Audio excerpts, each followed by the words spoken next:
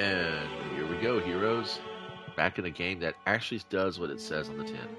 Elder Scrolls Online, a massive multiplayer online role-playing game. Yep. This is what I think Destiny, this is what I thought Destiny was going to be. This is the way it was sold to me by the guys in the shop. And how it was talked about in the circles of game reviews and things like that. With Skyrim, with space wizards.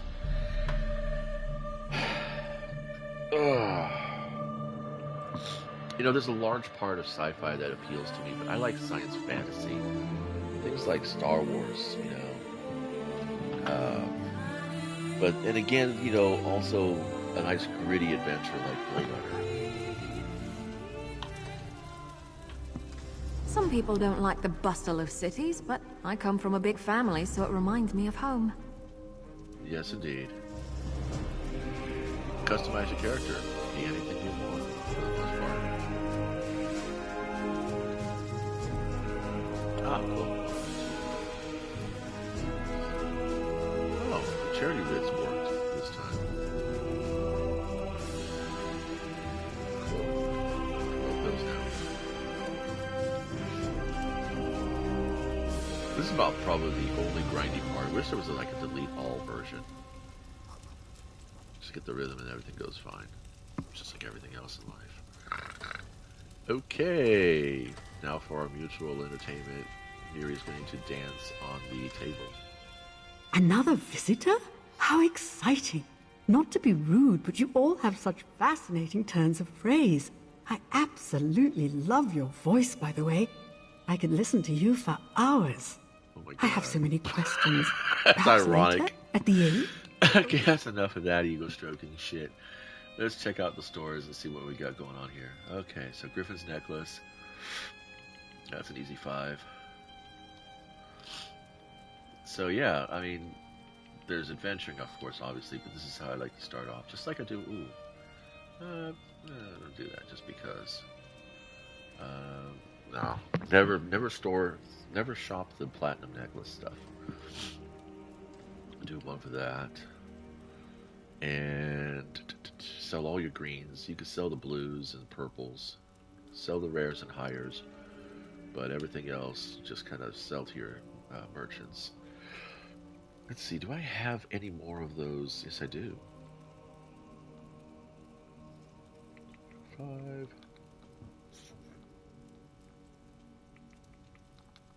So, I don't worry about crafting writs or anything like that because I've done enough crafting already. Okay, now we're off to do the dailies. So this is Elder Scrolls' version of the Pursuit Portal quest line. Oh, I have to. That's what I want to. So I don't really have much left in here. The mini games are so much fun.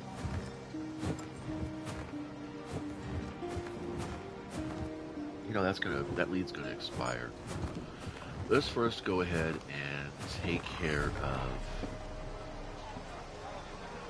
the event. Excuse me, I'm just a little gassy. Now we're entrusting our dead to the hands of Nebarah. The divine... The investigators are now... The divine... This day is tested. Skip.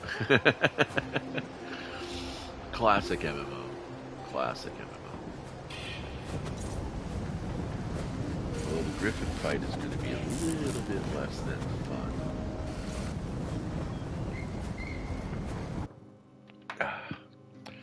And while all I get is this beautiful little title screen, there's nothing here that isn't needed.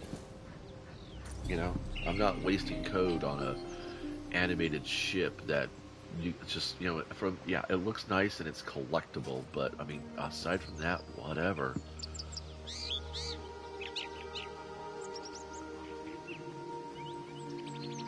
I don't think this is the Griffins, I think this is the Indrix one. Yeah, this is the Indrix one. Cool thing about these kind of overland events is that I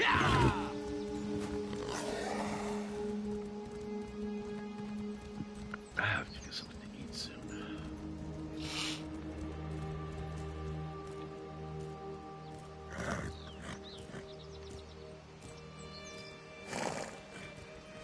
Ah, there it is.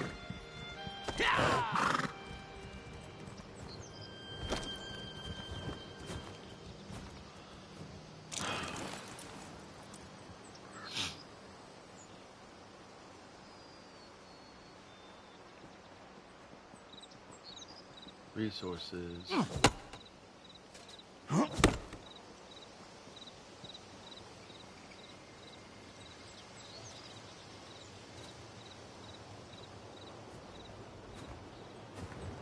I mean, there's a bit of hand-holding in the game, but, I mean, there's a lot of hand-holding in Destiny, so... And while I don't have my Space Wizard jump and abilities, I've got some good things going on here. I am thinking about rebuilding this character, though. I play a Nightblade, and presently I am running a net build. I'll cast tier 2 build, because I don't have the patience to do a tier 3 attempt for the armor set, but I do have some pretty good stuff here.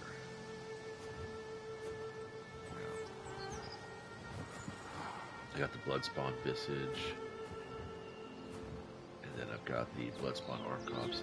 Normally I run Valken Scoria, which calls down a meteor, but this is supposed to be good for, like, you know, single damage burst.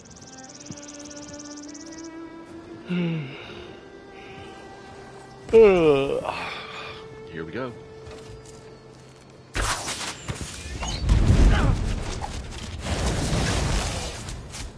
Come on back in here, buddy.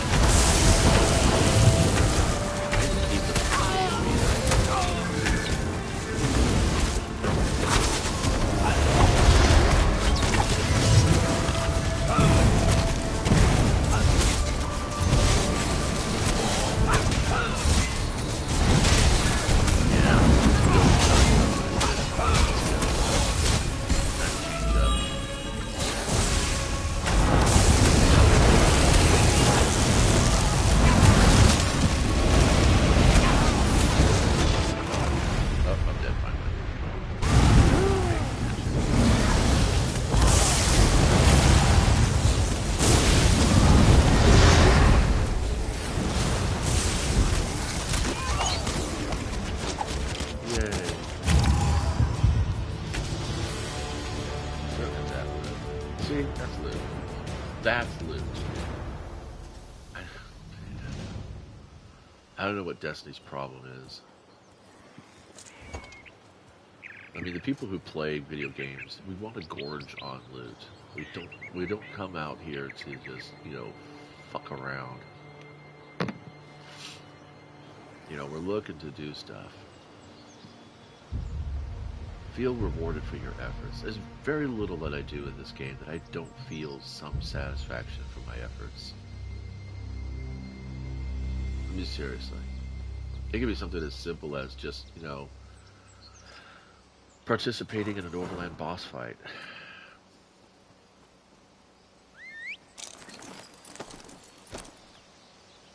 I don't even need to do that. I'll just do this. Better fast travels. See, the game doesn't kid your ass. You don't see me animated. You don't see an animation of me riding around on my horse. If I want to ride around on my horse, I can ride around on my horse. You know, just you see a title screen, and that's it. That's all you need. You know, they give you something to read if you really feel like it.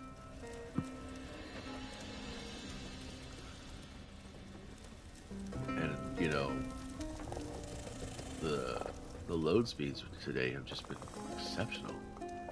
Oh, if I want to be a bad guy, I can be a bad guy.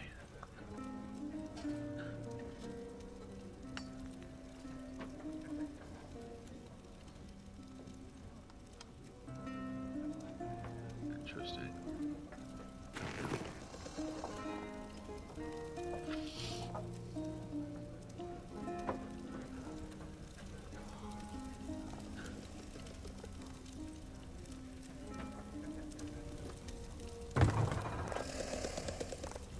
That'll bring him ready. Alright, let's get out of here. Let's see, best teams. I'm talking about Raid right now. Do I have any of these types of champions, or is this a Doom Tower I just let sit aside? Deacon, Ninja, Syl, and these are the two are.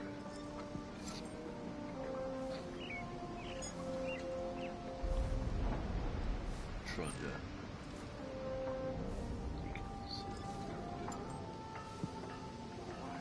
Okay.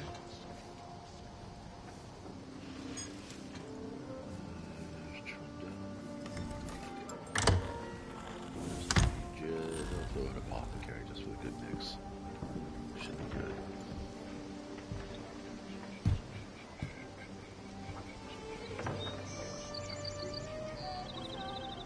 And I mean, I like I like Destiny's visuals, but you can't do this. You can't do this.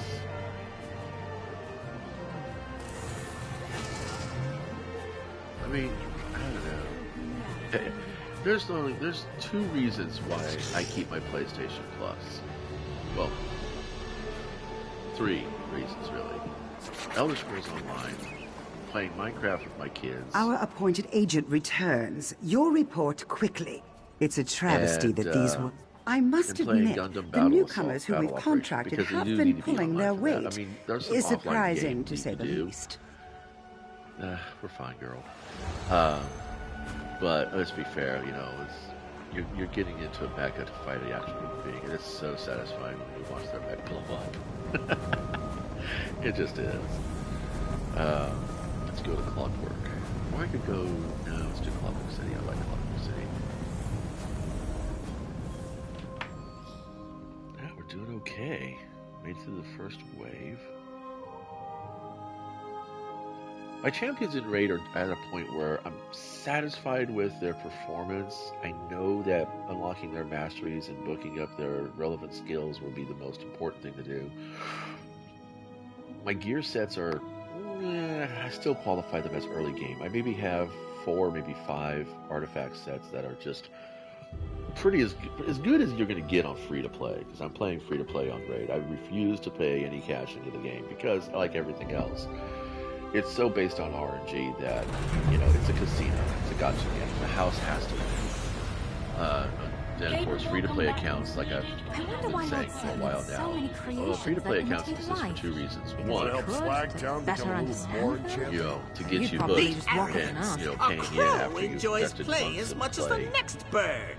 Hit that paywall, you're like, well, I can stop playing, but man, I've been playing this game for months now, so I might as well keep playing. And just pay out that dollar. Or, if you don't, then you just get fed to the whales in Arena. Or in PvP. And that's kind of what's happened here. But it's still a fun game to play. I must confess that the Blackfeather Horde has been we are intelligent creatures. We do only what's right. Toys. Oh, fudge. Oh look, I already have them all. Murder! Such just like foolish trinket.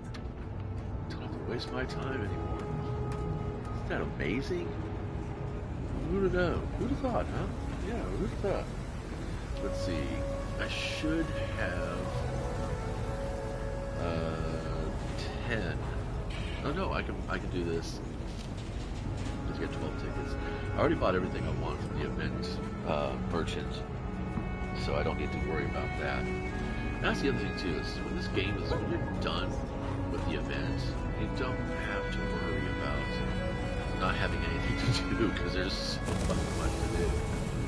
I don't have any scribbles in the cell yet. So we're good here. Oh wait, no. Southern Elsewhere. Yeah, this is a long ass quest. It's not.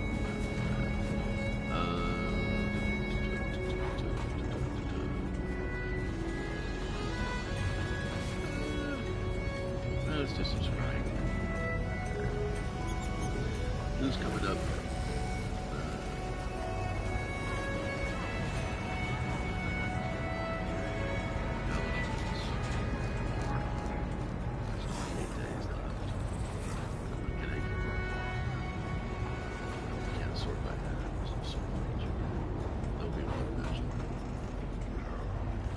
Green leads or the uncommon leads, you don't have to worry about. I don't have the difficulty unlocked for that, which is, I mean, I could commit in the next 28 days, 26 days to do that. This one here, Somerset, 24. Days left on that. Ooh, 19 days left on that. The Arden Belt. I should do that one instead. That's actually one of the harder ones.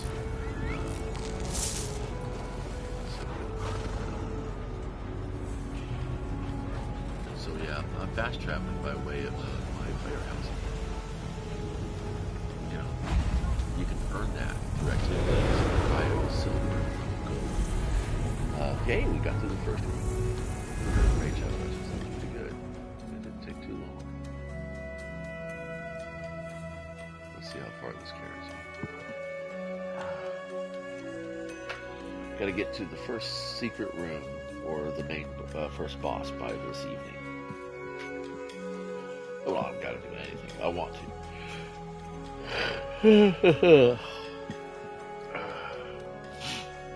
Just need to land and then I can do the scrying. I'll show you guys what that's like in case you don't know. Or have been curious but don't know how it works. It's pretty simple. Okay, so opening up my journal. Go to antiquities, go to Scribble. We want to do the current zone. We're going to do this one. Now, this is a legendary, so it's going to be, I mean, it's an epic, so it's going to be a bit more complicated than the usuals. Where's a good point to link up? I think this one's going to be the best one right there to start with. We'll do this.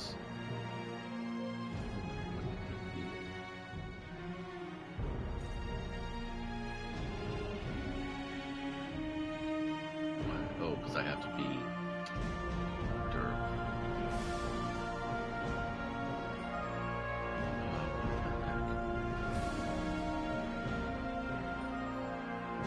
Okay. That's weird. Oh, I'm sorry, brain fart. My bad. Just missed.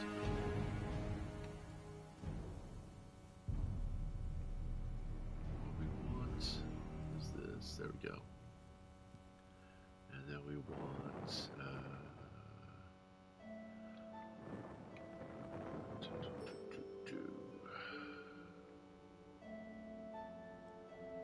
guess we'll do that one.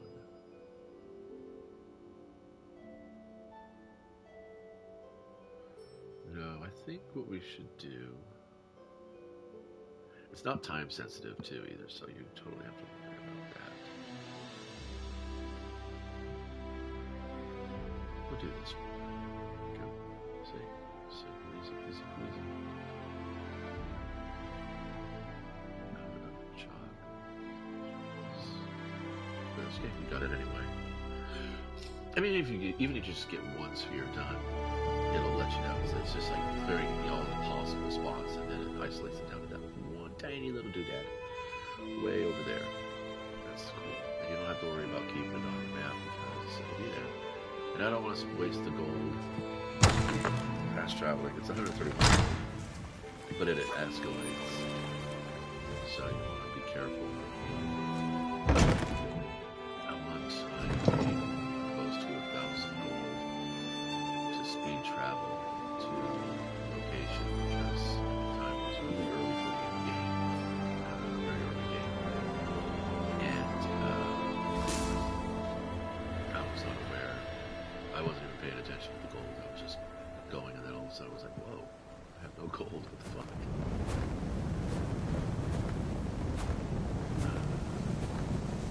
You know what?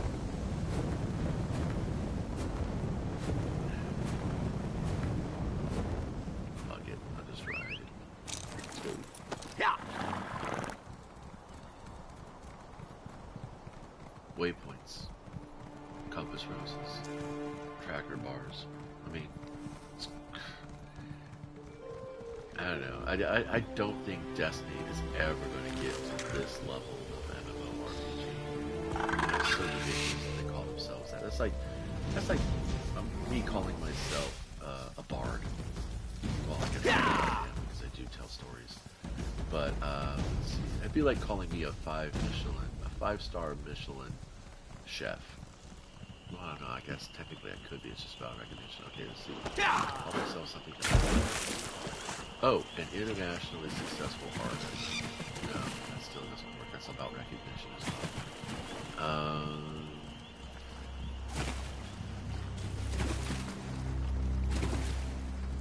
Destiny calling itself an MMORPG would be like calling a Vespa a Harley Davidson. Yeah. Yeah. Oh, still calling a Vespa city bus. There you go. There's the analogy I'm looking for. Alright, so once we get to this... Always a good opportunity. Then we take our little scrying tablet and we follow the little doohickey.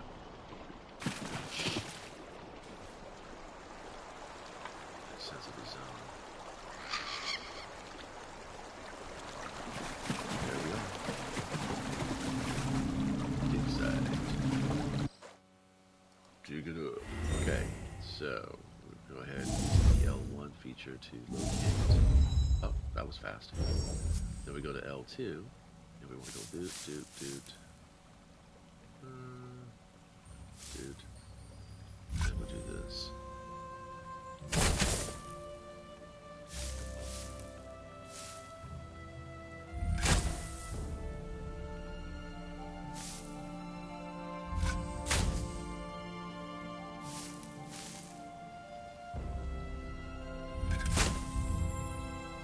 That was fast. Okay, we want to avoid the steamy bumps.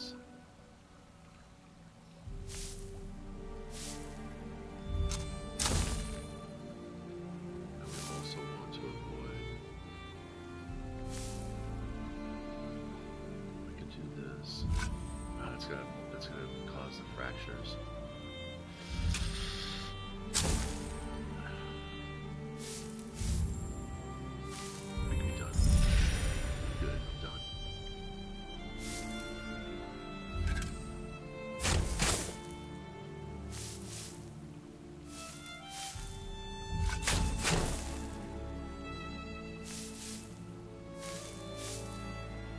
We're looking for special bonuses stuff now. There we go. There's the one. got extras. Okay. I guess right here.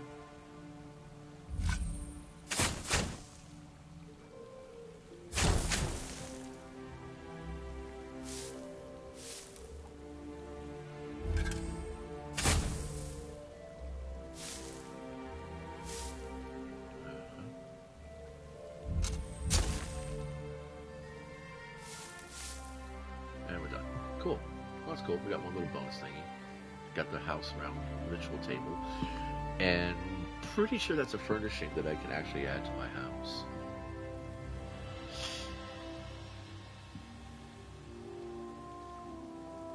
Really makes you wonder what threat did Dagon pose to the tribunal. I tried to avoid politics mention of the sixth house on the record seems excessive. Suspicious.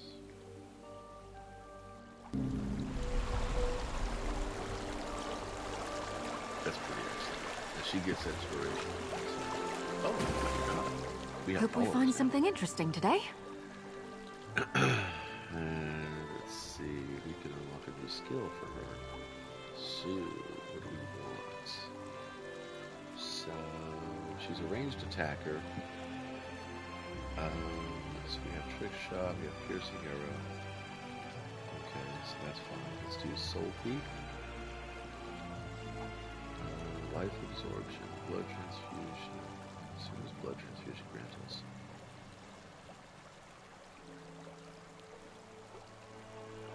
That's actually pretty good. She's running a supportive role as a ranged attacker in the background. That'd be important.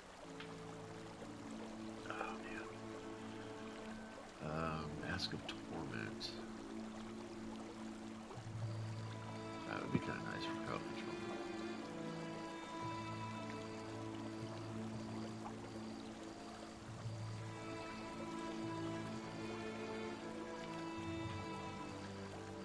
This is sustainability.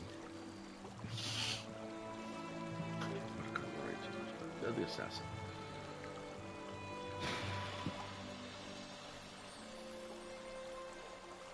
This is all up close stuff, I think. That's actually pretty good. This is good. We're going to do this one. Because that way she can come from close, from distant to close range. Alright, so we did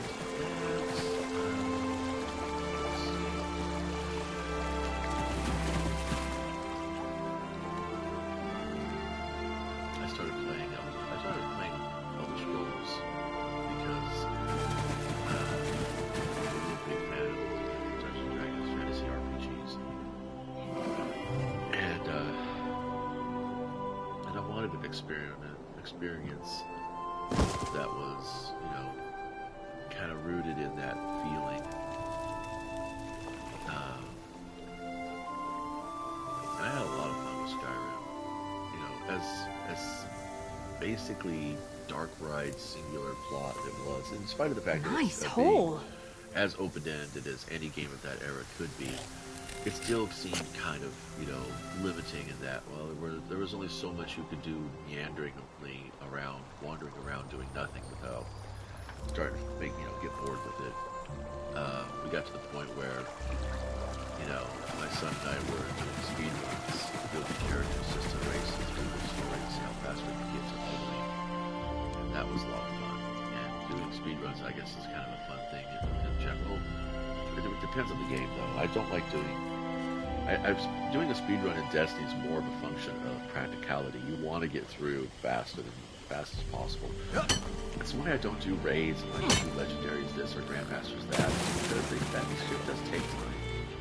It does. Even the dungeons, even the fastest of dungeons, it's like, wow, you know. And again, you know, playing with friends makes it all that much more important, more valuable.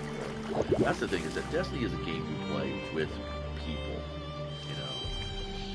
Nothing wrong with a little opportunistic harvesting. Destiny's not really set up to be a solo player, which is, I think, kind of sad, because I think the key a key pillar of game design when you're designing a multiplayer game is to have a solo mode. Just have a solo mode that doesn't suffer from, you know, from the lack of the social mode. Because what is it? You know, when you play, you can play by yourself in Destiny, but you're still playing alongside other players. You're just not in communication with them. You're not coordinating directly with them. You're passively coordinating with them. Like, for instance, if that was a Titan and he was throwing up a shield, I know that he's expecting to have an onslaught, so I would immediately come up around him and be ready for an attack. And be, you know, there to basically, you know, help everything. And it's like, I want those jewels. Dang it. Can I take those jewels? No, they're just a cosmetic. That's alright. And it's like, you know, when you're playing in Crucible, you know, you're not 6v6. You know, you're 1v11 because you're fighting everybody for kills, you're fighting everybody for resources and things, and it's just,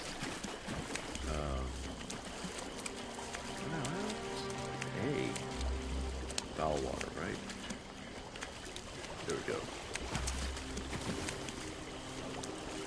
It says foul fishing, we'll see. Anyway, and I'm like, you know,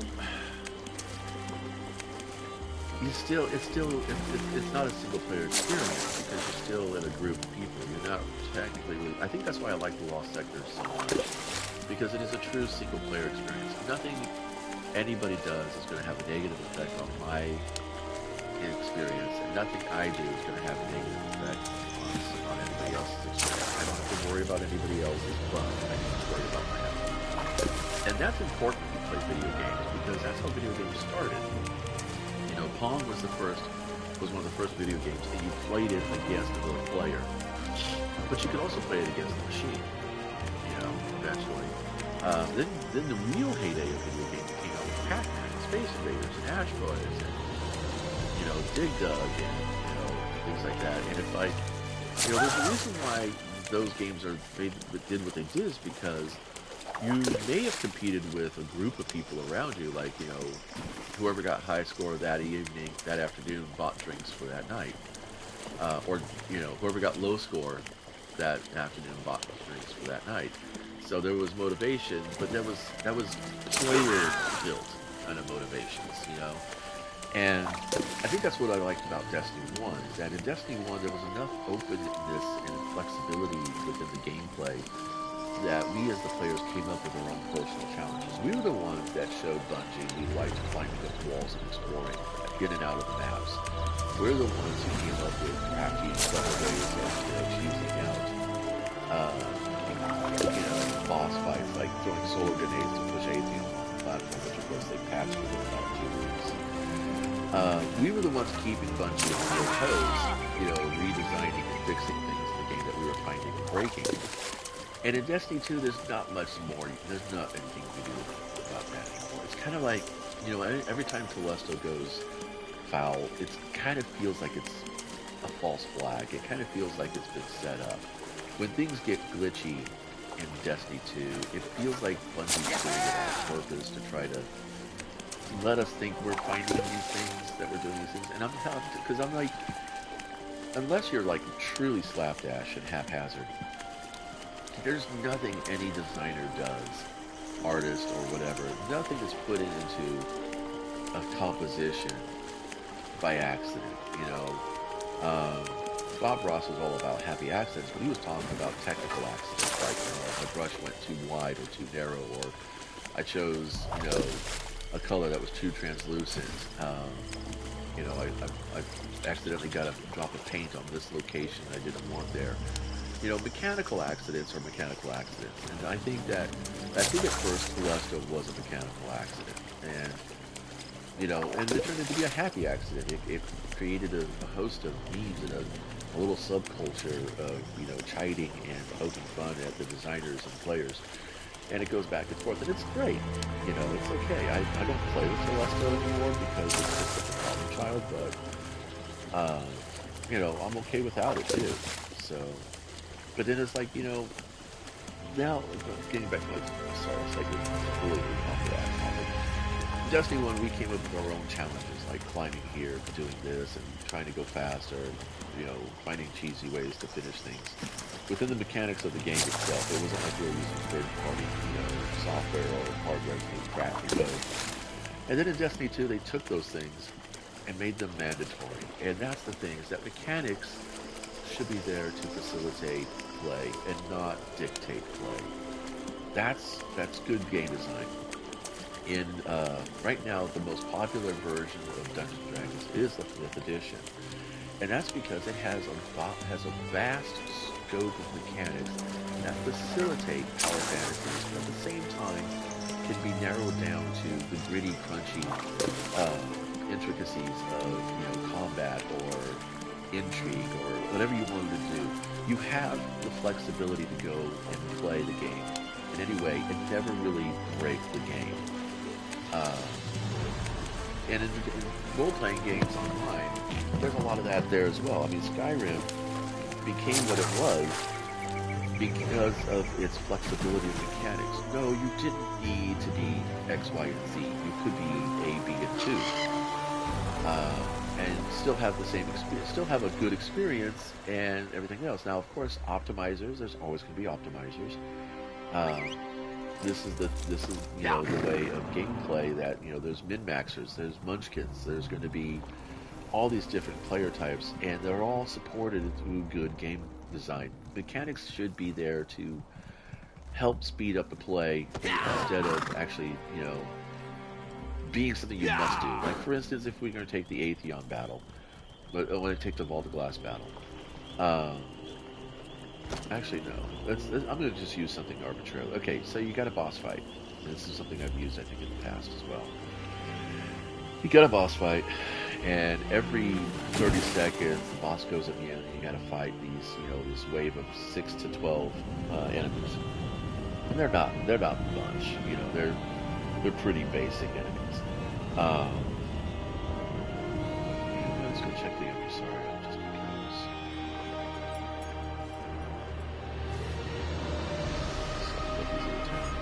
Build this. Well, I'm building this in Minecraft when I'm done here. Let's take a good look at that. Okay. Yeah. You couldn't free those Imperial soldiers from White Rose. They're the enemy. Yeah.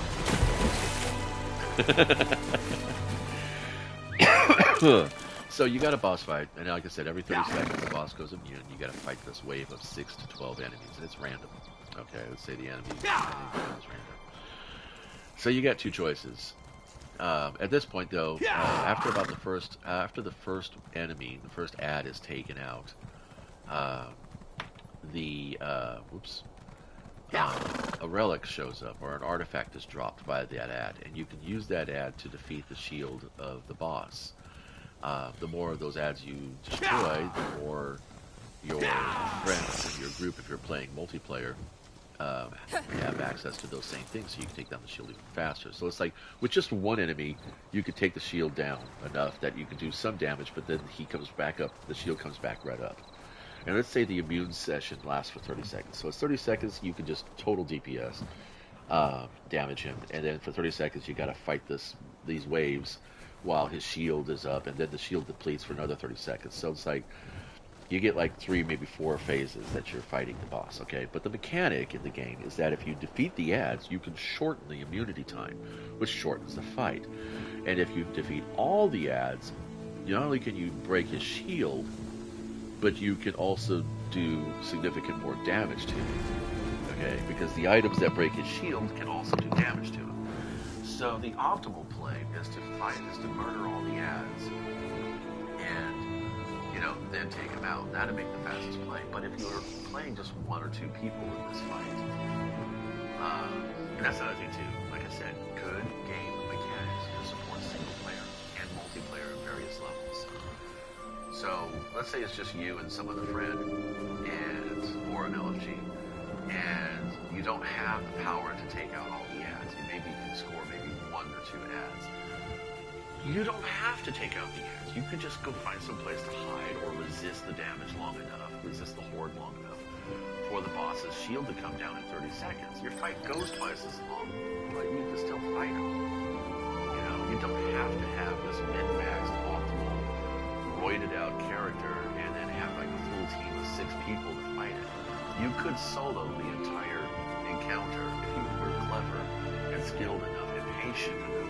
Because see, that's the whole thing, you know. And you think about gameplay, you know, what games are in the natural world. And I'm not talking like just humans. I'm talking like all across all animals. And gameplay is what we do, is what creatures do to prepare themselves for their solo play, for their adult play, you know, for their adult game. You know, puppies nip and fight each other because they're establishing pecking orders. You know, they're establishing a hierarchy, a pack order. They're developing defense techniques. They're developing assault techniques. You know, cats play for those very reasons too. They're stalking and play because they stalk for food in the natural world. Or they'll stalk you to get them food. So, you know, when you're playing, you know, in a game that I would think would have good mechanics, is that as a solo player, well, if you're all by yourself, you've got to be cautious, you've got to be patient, you have to be a little bit more crafty. If you're in a mob, you can just steamroll right through shit. And then in Destiny 2, with the raids, you come in as a mod. You really can't go in at anything less than 6. And you're not even allowed to steamroll now. You know, last year or a year before last, I can't remember what it was, there was a bug in the game that allowed upwards of 18 players to do the raid. And in that time, I did 2 of the raids I thought I would never actually do. And was rolling on this mob of friends, you know, friends and extended friends. And it was a good time. I had fun doing that, you know, because there's something about just grouping up and just, you know, trashing a place in a game that is just liberating. It's cathartic, you know. Plus all the goofy interactions, because I mean you've got, you know, a bunch of Titans Fist of Havocing all at once. Damn, the light show is intense. But again, you know, what manner of fabricant sheds a feather? Who can say? Things calling themselves multiplayer games when they're really not true MMORPGs. And just, you know, like I said, the simplicity of ESO and the complexity of the gameplay, that's what it comes down to. It's like the chess. It's like the game of checkers. Checkers has only a handful of rules, but the complexity of strategies, the variety of strategies, the gambits that you can play, you know, it's impressive. It's impressive. So I already got all of this stuff. Yeah, there really isn't anything else. Oh, I can buy a non-combat pet. What does he do? What? That's kind of neat. It's a griffin.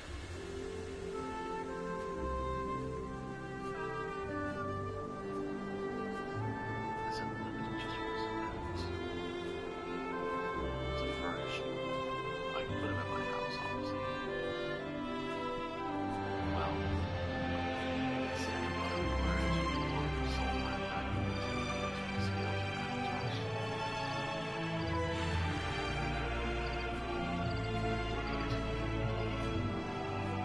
Ritual Sand and the Sacred Scale, which is the next 2 events, apparently.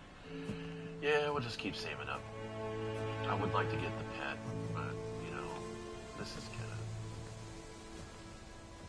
We're okay with that.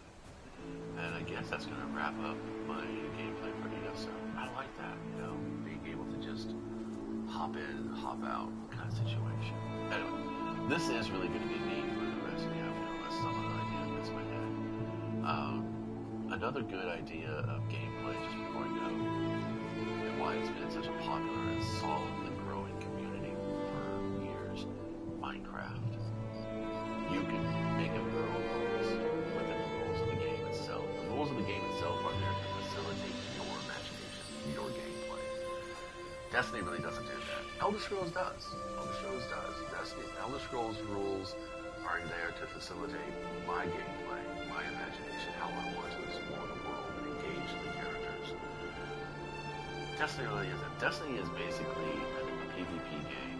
It's an arena game with this very loose PvE experience, just to kind of test out your gear without, actually being a heat battle. Destiny 2 is no different than Battle Operation 2. You have some arenas. You have some. The only thing that Destiny doesn't have that Battle Operation does. Battle Operation actually has tutorials that you can go back through over and over and over. Just keep practicing specific elements of the rules and the mechanics. Destiny really doesn't have that. It doesn't have that. It doesn't have any tutorial menus or missions or anything like that. It's just like drops you through this opening chapter that gives you a breakdown of what your skills and abilities are, and then you just kind of go into it. Yet it's still fun to play because I've come to treat Destiny like an arcade game, like Pac-Man, like Dig Dug, like Asteroids, like Centipede. I treat it like that, and the Lost Sectors feel like that. Some of them are like Space Invaders, where you just kind of like find a spot and hold off the ads. Others are like, Centipede, where you have mobility to an extent, but you're still trying to, wait out the boss. And then of course, others are like, Dig Dug. Pac-Man. But yeah, I guess that's about it. Anyway, thanks for stopping by, guys.